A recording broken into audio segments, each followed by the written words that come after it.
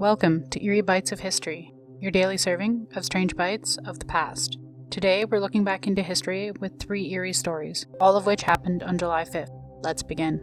On July 5th, 1996, in a quiet Scottish laboratory nestled in the countryside of Roslin, something was born that would change the world forever. It wasn't a political event or a natural disaster, but a lamb. Her name was Dolly, and she was no ordinary sheep. Dolly was the first mammal ever cloned from an adult cell, a scientific leap once thought to be impossible. She wasn't born through natural reproduction, but created in a lab by transferring the nucleus of the adult sheep cell into an egg that already had its own DNA removed. In essence, Dolly had no biological father and was a perfect genetic copy of another sheep. The news sent shockwaves around the globe. It was hailed as a miracle of modern science, but sparked deep unease. If mammals could be cloned, what about humans? As the camera captured images of the innocent-looking lamb, enthusiasts and religious leaders issued grave warnings. Some called it playing God. Others feared it was only a matter of time before cloning was used for darker purposes, creating soldiers, replicas, or even immortality through gene duplication. Then came the rumors. Whispers of failed cloning experience that preceded Dolly, deformed animals, rapidly aging clones, and hushed human trials. While Dolly lived a relatively short life, dying of blood cancer at 6 years old, her birth marked a turning point in biotechnology. But for some, the most chilling thought isn't that Dolly was the first, it's the lingering suspicion that she just wasn't the first attempt, just the first they told us about.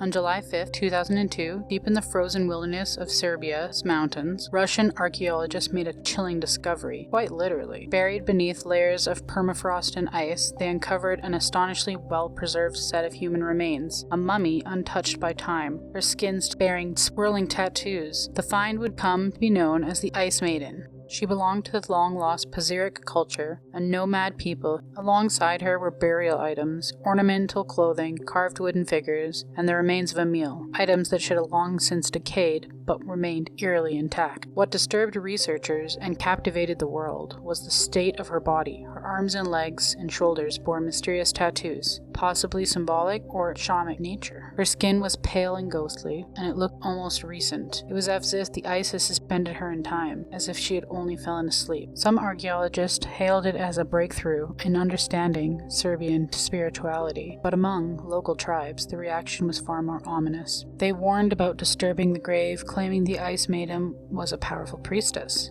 protected by spiritual forces. Not long after her removal, the region was struck by a powerful earthquake. Many saw that as a warning or even a curse awakening. Since then, many have questioned whether the ancient rituals were meant to keep the seal beneath the ice not just for preservation, but for protection.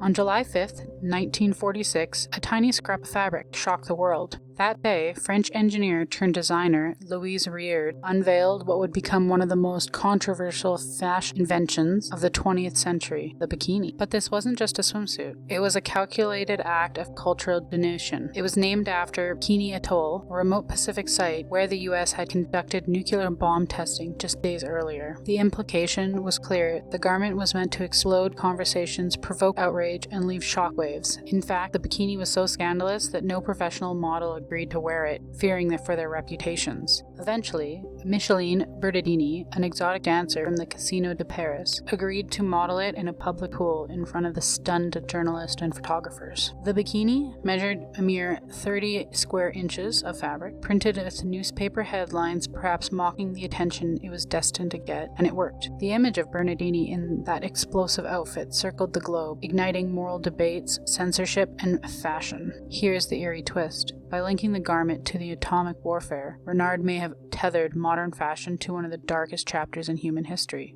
A swimsuit, named for a place where islands were vaporized, civilians displaced, and soldiers eradicated, became a pop culture icon. Some say the bikini is a playful rebellion. Others saw it as a disturbing symbol of how the nuclear horror could be normalized and even sexualized. Either way, on that day, innocence was vaporized in the name of style.